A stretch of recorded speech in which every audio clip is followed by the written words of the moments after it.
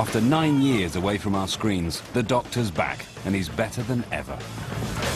The Doctor's in love with life.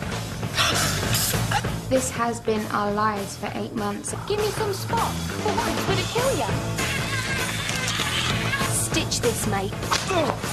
I heard they were doing a new series of Doctor Who, but never ever thought that I would be involved. The Ultimate Guide takes you back to see just what it took to bring Doctor Who into the 21st century. Fantastic.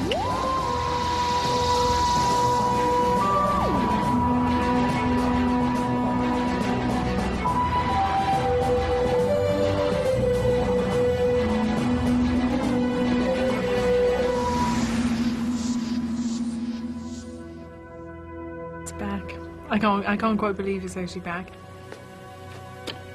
I think he's an alien from another world. Ready for this? Here we go. History. I came back to the BBC as head of drama at BBC Wales, and it was my first meeting with Jane, the drama commissioner, and she just came out with it and said, how would you feel about bringing back Doctor Who? I read in the newspaper that Russell was going to write Doctor Who, and it was really intriguing to me. We did have loads of people that we were thinking about, but Chris was always in our heads. I would never approach Chris Eccleston in a million years, I don't think. I wouldn't have thought he would have been interested. And I like the idea of a writer as intelligent and rigorous as Russell writing for children. Because I think, you know, if you can get them young with good stuff, as they grow older, they're going to demand good stuff of their television. We just wanted someone who would be a brilliant actor and would surprise the audience and not be a predictable choice. And then I got an email off him. We'd literally been out for a jog, and he said, I've been thinking about Doctor Who, and, you know, if you don't mind, can I put myself on the list? I'm the Doctor, by the way. What's your name? Rose. Nice to meet you, Rose. Run for your life.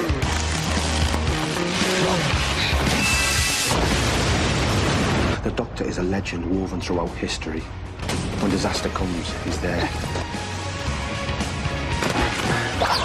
You tell me, where do you want to go? Backwards or forwards in time?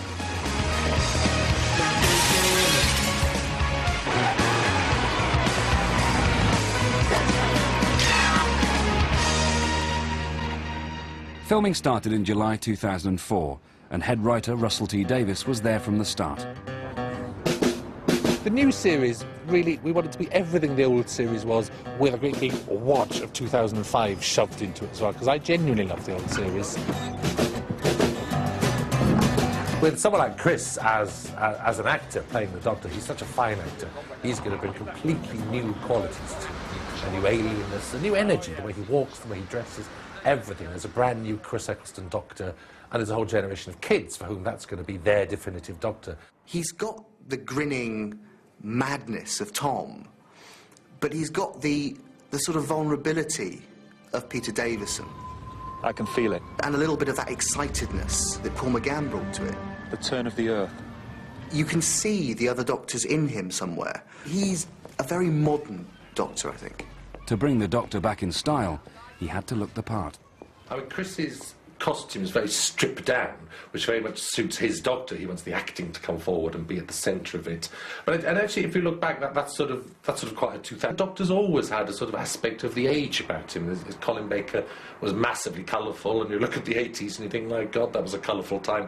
In the 60s, it was much more sort of patrician with capes and stuff like that. So the Doctor's always fitted his age, really. Russell had scripted a leather jacket. Really battered. Battered leather jacket, so you get the traveller thing. Yeah, so we tried loads and loads on, didn't we? Yeah, so long back, long Even ago had now, one made, and do you remember? Put it on, and it was hideous, so I ripped it off. Do you remember when we started again? It was too new, wasn't it? I didn't want the costume to ever become an object where you used to think, oh, what's he wearing today? It had to be a silhouette that you were very used to, and when he's against all the other aliens, from the back or from the side, you always know it's him. His clothes shouldn't really dominate his role, they should help. So the thought of having a leather jacket is always a good bonus, because it would give that appearance of an action man. As Chris enters the Doctor's Hall of Fame, he joins an elite band of illustrious Time Lords. How do you do, sir? I'm the Doctor. Don't call me Doc. Now, do I make myself clear? I think I always knew there was a good chance Doctor would come back. There's still an audience, an enormous audience out there. Eureka! I'm the Doctor. Would think up a crazy notion like this? I don't know. Nothing has been quite like it. And mind. He was somebody who had two hearts and a body temperature radically different from yours and mine. You don't happen to have an elephant gun, do you? You know, I think since his regeneration, he's become decidedly immature. He's an alien from Gallifrey. He's been around for 900 years. You're a very brave man. You're only doing what has to be done. He's a kind of an old-fashioned hero in a way. Seems to laugh at danger, but is still very, very caring. I'll have to link in my own cerebral cortex. That's the only thing. That is highly dangerous. I know. 2 more leads, Rogan. He's also a bit of a rebel, the black sheep of the family. I'm always intrigued by people who have secrets. He is wildly eccentric. You'll see him confront a bad situation, he'll make a joke about it, he'll lighten the mood. Would you care for a jelly, maybe? His specialist subject is the human race. It may be irrational of me, but human beings are quite my favourite species. Hold tight, everyone! He's a tremendous optimist and he sees the positive, always. The nice thing about playing him is that he cares. And it's not just the Doctor who's had an upgrade. Welcome to the TARDIS. Much bigger on the inside. One of the key boxes that people wanted to see ticked was what was the TARDIS going to look like and how was it going to appear and disappear. So we very quickly realised it was going to be a police box again, which is fantastic.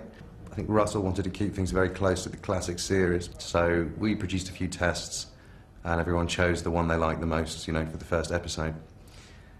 However, it became apparent that the TARDIS appearing and disappearing in each episode might require its own effect to sit it in whatever scene or time and place it was going to be arriving in. So if it's got snow, like in episode 3, there's a lovely little layer of snow on the windowsill that when it disappears, the little flakes just fall to the air. If it lands, you know, amongst a sea of litter on a council estate and things are blown around a bit, it's an extra layer of adding believability to what's going on. So it's just subtly different every time. And the inside of the TARDIS is bigger and better than ever. The TARDIS has changed over the years so many times, so I wanted to make it feel as if it had arrived at this juncture in history. So we looked mostly to nature, to organic structures. Things like coral were quite a nice idea, so the main metal structure of the TARDIS has been covered in this coral type effect. So you've got a range of ceramic, glass, wood, metal. It's all sort of living things, really. We've got some Gallifreyan text, which spells out all the different information that's relevant to flying the TARDIS. Because the TARDIS is nigh on 700 years old, it's really made up of an amalgamation of lots of bits and pieces. There's very few of the original switches on it anymore, so it's what the Doctor's cobbled together over the years, which are all relevant to making the beast fly. So what are you doing down there? Ricky. Mickey. Ricky. If I was to tell you what I was doing to the controls of my frankly magnificent time ship, would you even begin to understand? I suppose not. Well, shut it then. That TARDIS that we see is actually supposed to be manned by 6 or 7 Time Lords, and he does it all on his own, hence his energy and his chaos. Hold that one down! I'm holding this one down! Well, hold them both down! Oof, it's not gonna work! Oi, I promise you a time machine, and that's what you get. The TARDIS gets it wrong, and the Doctor gets it wrong occasionally, but they stick together through and through, and he'd never chop that thing in for the, you know, a new model. There's a wardrobe through there. First left, second right, third on the left, go straight ahead, under the stairs, past the bins, 5th door on your left. Hurry up! With the makeover of the TARDIS complete, there was one last piece of equipment the Doctor needed. I've lost my sonic screwdriver. I feel absolutely lost without it. I found your sonic screwdriver. What would I do without you?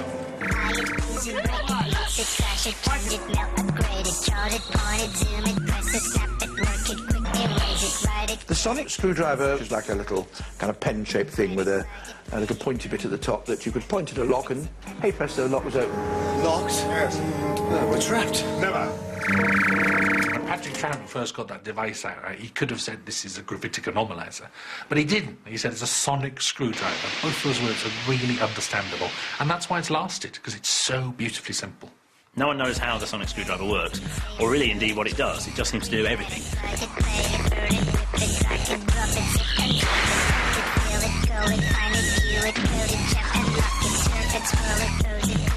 Steady on, Doc.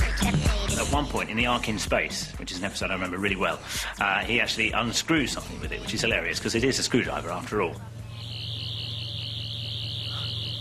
Just proving that it is actually usable as a screwdriver, as well as something sonic. Well, if you haven't noticed by now, it's back, and it's fully recharged. Charging up. You want villains to get in his way, you want motives to get in his way, you want great big chasms like on Platform 1 to get in his way, but you don't want a door to get in his way. It's the most unimportant thing of all. I think the design of it's fantastic, and in a way it is of the TARDIS.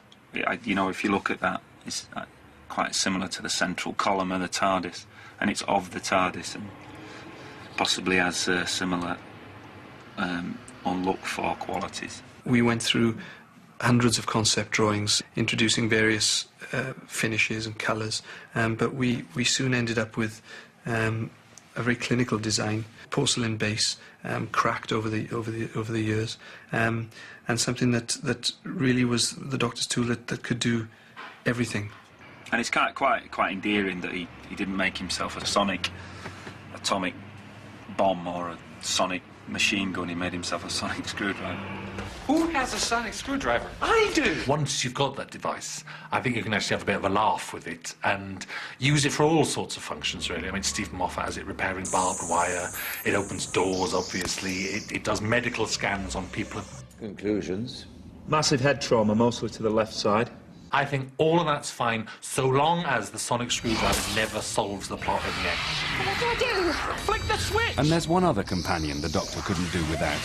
He's 900 years old, she's 19, yet they think alike. She's so astute and so kind of inquisitive that she spots things.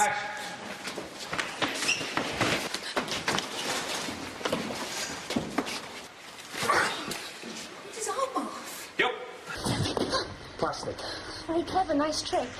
Who were they then? Students? Why would they be students? Because to get that many people dressed up and being silly, they got to be students. That's what he loves about her, and that's what she loves about him. They are just partners in crime through and through. But she's not scared to challenge him equally, you know. Your machine gets inside my head. It gets inside and it changes my mind, and you didn't even ask. She's a pretty ballsy woman, you know. She's gutsy. A lot more gutsy than I am. And I want you home by midnight. The companion, I think, is your way in to the story, is your way into science fiction, is your point of view, is the person going, oh my God, there's no such thing as monsters, oh, there's no such thing. And also, because we wanted a more emotional series than perhaps Doctor was famous for in the past, someone who will find the joy in seeing alien landscapes.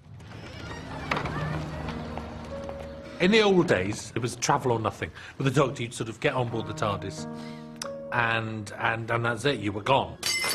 It's not 12 hours, it's 12 months. You've been gone a whole year. Sorry. There's implications of someone disappearing. Do you know what I mean? This is the age of CCTV everywhere. There's implications of someone being gone for more than a day before alerts start, you know, happening. I was going to come and see you.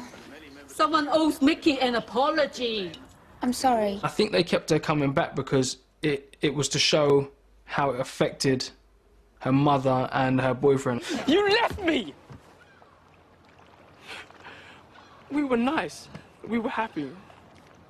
And then what, you give me a kiss and you run off with him and you make me feel like nothing, Rose. I was nothing. You've got Mickey, who's very much a victim of the Doctor's lifestyle. The Doctor takes Rose in and out of Mickey's life, and, you know, and there's a selfishness to the brilliance of being a time traveller, actually. They do what they want. Off we go. Into time and space! My God, have you seen yourselves? You all think you're so clever, don't you? Yep. Yeah. Yep. Episode 11, there's a chance to look at people like Mickey, who were the victims of that lifestyle. Here we are in Cardiff Bay. It is freezing. Basically, what we're doing now, we're doing a scene where Rose and Mickey have like sort of a bust up because they've, you know, she's been away and stuff like that, and you know, he's not too happy about it. Are we on? I'm on, man. Sorry, what can I say, man? Got work, man. It's the money shot here. This is what pays the bills. 185, take 2, camera rolling. Action. The doctor took me to this planet a while back, much colder than this. They called it Woman Wept. The planet was actually called Woman Wept because if you looked at it right from above, there's like this huge continent all curved round. It looked a bit like a woman sort of lamenting. Mickey's entirely blameless in the way he's lived his life. And he suffers because of a Time Lord whizzing in and out of affairs. Off we go then. Always moving on. That's what Rose has got. She's got a dramatic surround. Lovely boyfriend, funny mother, sad history with her father. That becomes her own mythology to match the Doctor's mythology. Who's that? It's your daddy.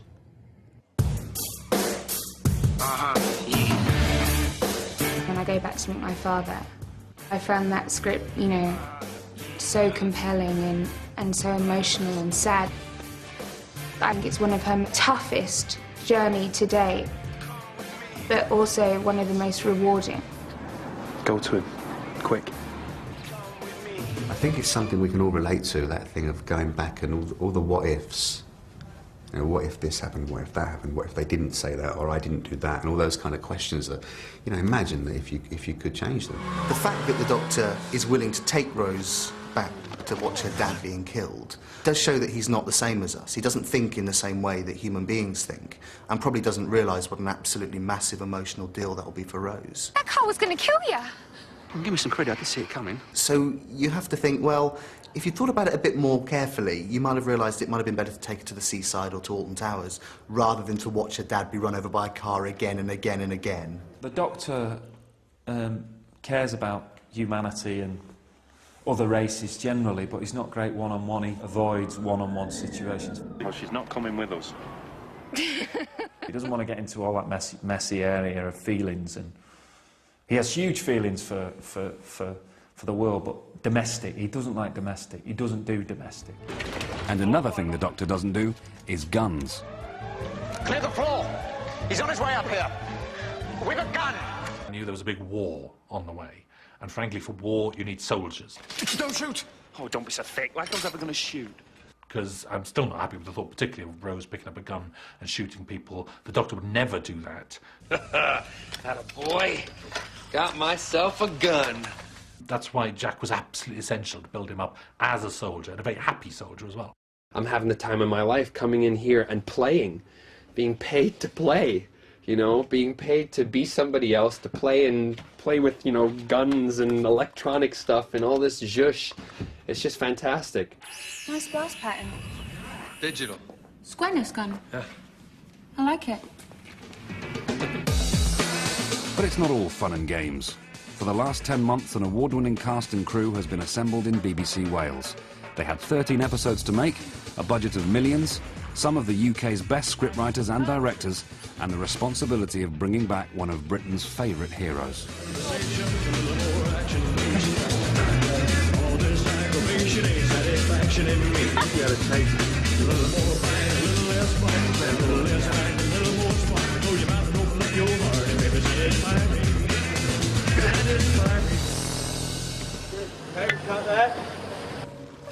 The production team had a battle on their hands when writer Stephen Moffat challenged them to recreate the London Blitz. As soon as the scripts are there and we've broken down into a schedule, we go to a tone meeting, which is the first time where the design team, the CGI team, makeup, costume come together, and we talk about what is at the heart of the episode. Every scene is night. It's a blackout. But I also think we've got to think about bursts of colour and energy in the middle of all that. It's a great episode to look at effects in, because there's a remarkable number of physical effects that have post-production effects added. I mean, particularly things like Rose flying over London was extraordinarily difficult to do. I remember these 2 episodes landing on my desk. You know, on page 4, Rose flies across London on a Barras balloon during a Blitz air raid. It's a really easy thing for Stephen to have typed, and it's even easier to read, but to try and translate into reality is a nightmare. I assumed I'd be reined in, and I have to say, they did not rein me in. They let me do whatever I like. OK, now meantime, Rose is climbing up the cable.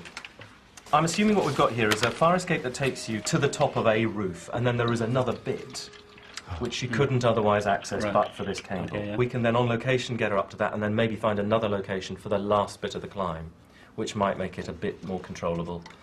To be lower down, safe- you mean? Yes. Which brings me to barrage balloons.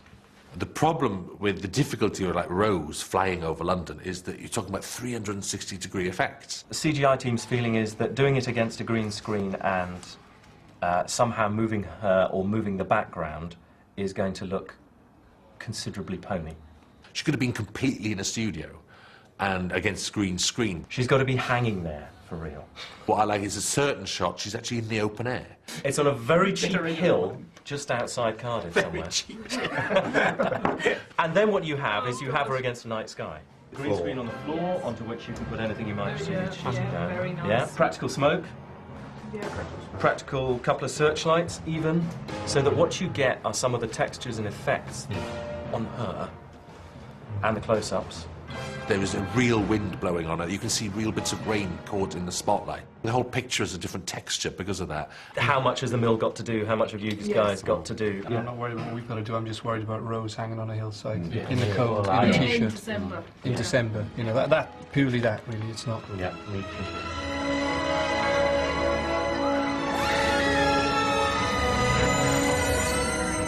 She's not very high up, but she's more high up than I would care to be. So there's a real drop, there's a real physical danger. And then the mill come along and add the CGI London and the view of the streets and the beautiful painted romantic shots of London at night. The main problem is getting reference for top shots of London. And we've employed a technique, photogrammetry. Basically what we've done is taken a top shot reference of London. We've then, in the computer, created the geometry for the buildings so that there's this kind of rough and crude 3D model.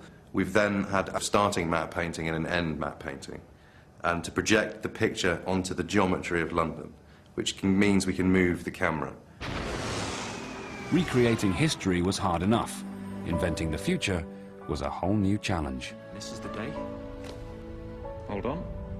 The largest episode is episode 2, where there are 203 visual effects shots, which is enormous. We have 8 weeks to create 203 shots. We're virtually creating a feature film a month. Gladiator, for example, there are about 100 effect shots, and that took 9 months.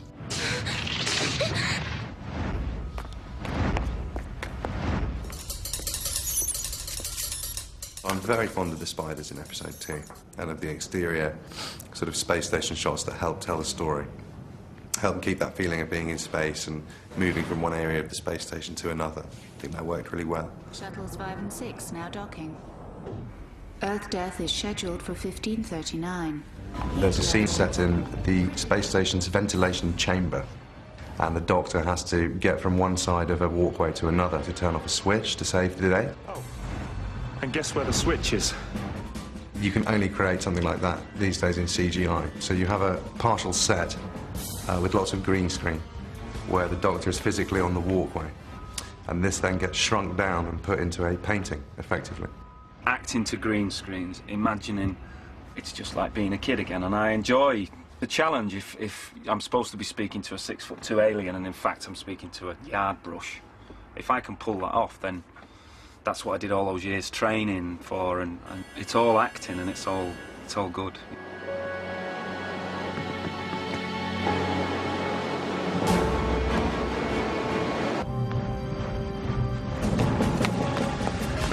Heat levels rising. What we've done in this series was, yeah, you have extraordinary looking creations like Jabe, played by Yasmin, but also they've got fantastic character. They've got a story to tell. I don't want to call us monsters because we're not monstrous. We are just different.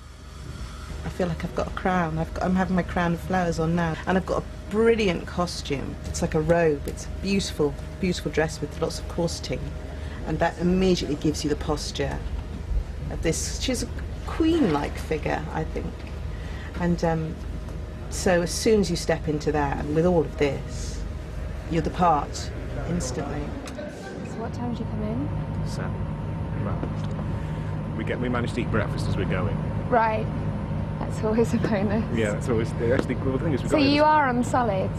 Yes, they let me eat solid food. It's not just soup or blenders and stuff. They did threaten at one point. Oh, boys. They also said Yeah, I we're not on couldn't baby bio.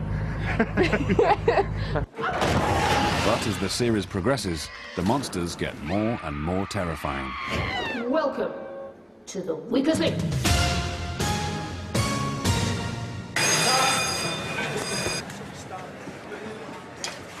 It always takes a bit of time to get used to a new suit and start, and and to learn what you can and can't do. It takes about an hour to get them into the costume alone. The whole thing is like armour, it goes on, bolts in places, lots of screws, and once they're in, it is quite restricting. I feel like the Tin Man. Sometimes that kind of movement you get that's the only way they can move. Whoa! Oh, I can't get at it. I love the face of the android is silver. It's silver like you expect sort of science fiction droids to be. Welcome to the weakest link. Somebody just played the voice of Anne Robinson in the background, doing the questions, and suddenly, the fear, the adrenaline starts going through. So, Rose, what do you actually do? I just travel about a bit. We thought we would have to get somebody to imitate her voice because I couldn't imagine she would appreciate quite how terrifying the satire was, but she absolutely loved it. Me and Phil went along, we were like kids. We go, oh my God, it's Anne Robinson. I was a bit scared. We're calling her Miss Robinson. We were very, very polite. She must have thought we'd stepped out of the 1950s. Oh, something nice to meet you, Miss Robinson. Oh, God, help me! You are the weakest link. Goodbye.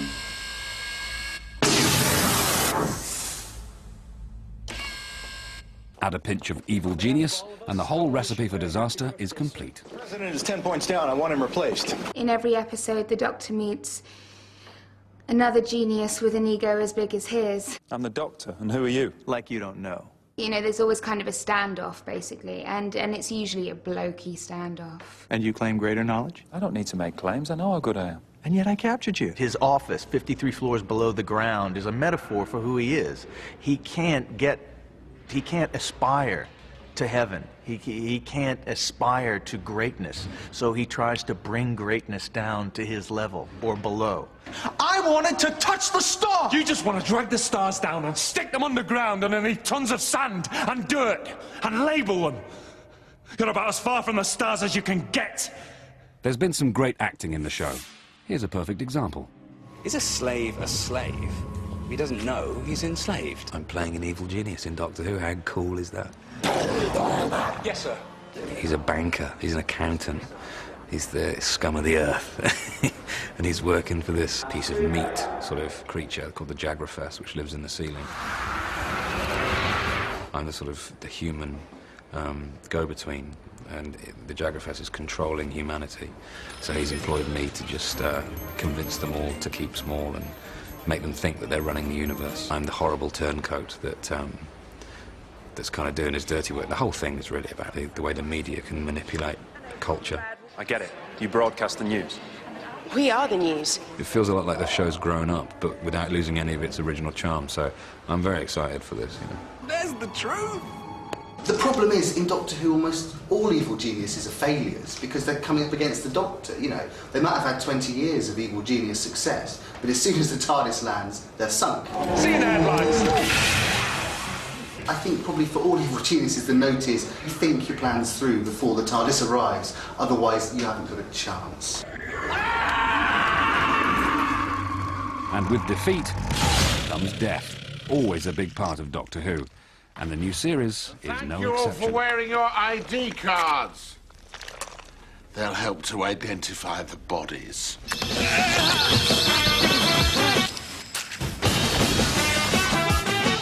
Whether long-range weapon or to retire from a wicked mind is a weapon of mass destruction. Where your celebration or BBC One misinformation is a weapon of mass destruction. You could have Caucasian or Asian. Racism is a weapon of mass destruction. Whether inflation or globalization, fear is a weapon of mass destruction. God came into my room holding his hat. I knew his name was inside my bed to read some facts, son. How could you keep calling on me? Even your sister, brave, my little soldier. And don't forget all I told you. master of the house. Now remember this. And when you wake up in the morning, give your mama a kiss. Then I had to say goodbye.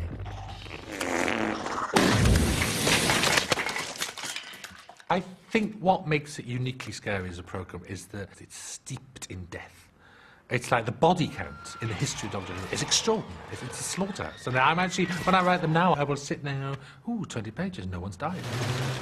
I better put a death in. So for all that life and energy it's got, it's a very dark world. It's a rare programme in that it always faces the consequences of death, especially in the new series. Sorry. I like the idea of this character going out at 7 o'clock because he's not cosy for kids. He's not comfortable. The series doesn't duck that there are difficult decisions to be made in life. According to the statutes of government, the moment I return, I am to be executed. What do you make of that, Doctor? Take me home and you take me to my death. Not my problem. In episode 11, the whole point of the episode is to get to those scenes in the restaurant where the Doctor sits down with an enemy who he's defeated, and they get to talk to each other and they explore the consequences of the Doctor's actions. I don't make the law. But you deliver it. And the real story in this is who the Doctor is and what gives him the right to live this lifestyle and what happens afterwards. And inevitably you have to look at that and sort of say, actually, as part of saving the world, part of that probably involved a good few deaths.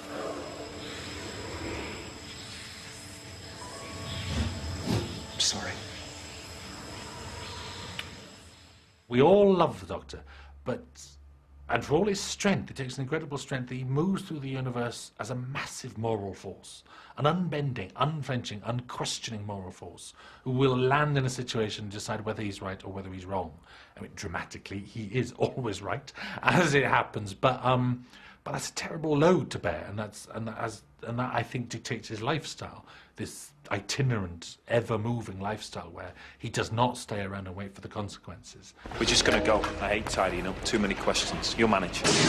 But this time it's not so easy, and the Doctor is dragged back to face the results of his hurried exit. But that was me. I did that. There was nothing left in their place. No information. The whole planet just froze. The government, the economy, they collapsed. That was the start of it. 100 years of hell. Oh, my. The Doctor's carelessness has left the door open for the return of his biggest enemy.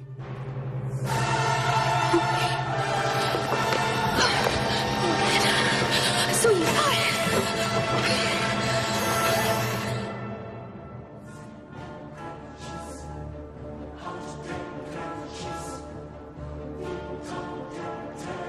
After 40 years of death and destruction, the Daleks have returned to exterminate their mortal enemy.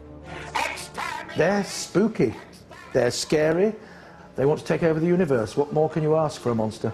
Exterminate! The Daleks tapped in absolutely and utterly into our fears. Exterminate! Every hero needs his Achilles heel. They do to him what kryptonite does to Superman.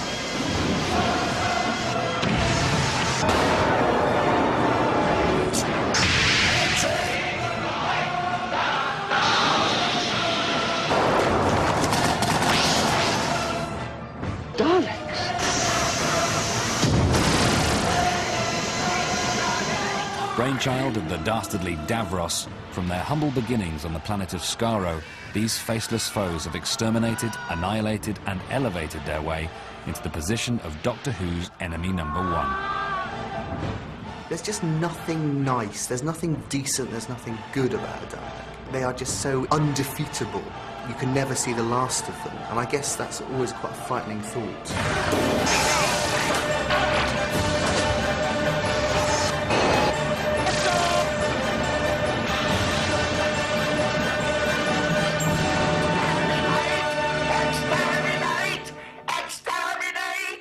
They're just killers. They're very functional. They're very brutal. It's hardwired into me that they are scary. It's a bit like asking, why is the dark scary? I don't know. It just is. Colour was very important. We've added elements to them that I really feel make them a lot more chunky. Oh my God. I think we've done a sort of a Mini Cooper to the Dalek, and to make it look more powerful, to make it look as if it has got a lot more attitude. It really needed to look like a metal piece of kit that could really do some harm. You've got to believe that this thing can take over the Earth very easily.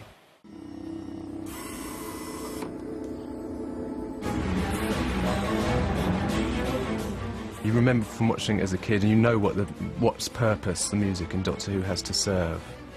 They're basically to make you frightened. So your job as a composer is pretty clearly defined before you start.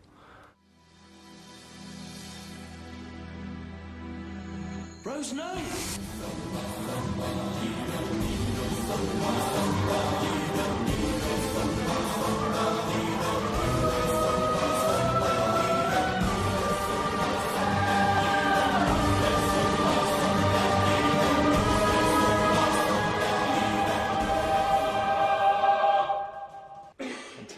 The Dalek episode is darker in tone, and again, because the Doctor's the main energy of this series, it's because he's a darker Doctor, because he's frightened.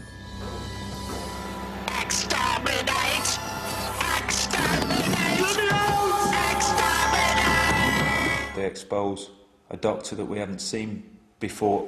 He becomes unreasonable and he goes mad because he's frightened. Your race is dead. You all burn, all of you. 10 million ships on fire. The entire Dalek race wiped out in 1 second. Of all the aliens he's met, he knows their power, and they are the ancient enemy of the Time Lords. You destroyed us!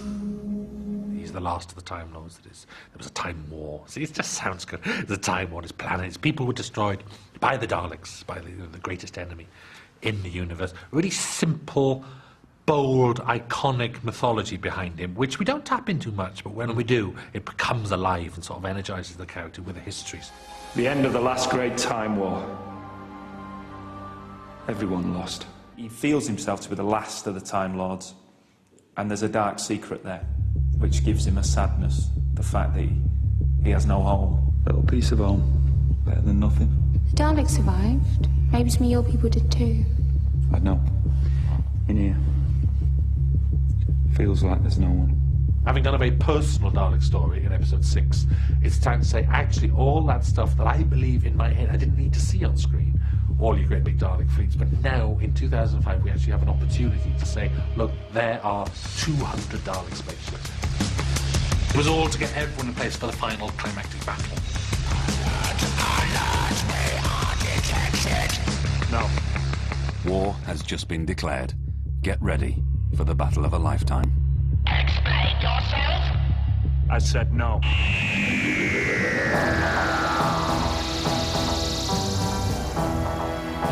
Now that's what I call fighting talk. The battle of a lifetime next on BBC One in Doctor Who.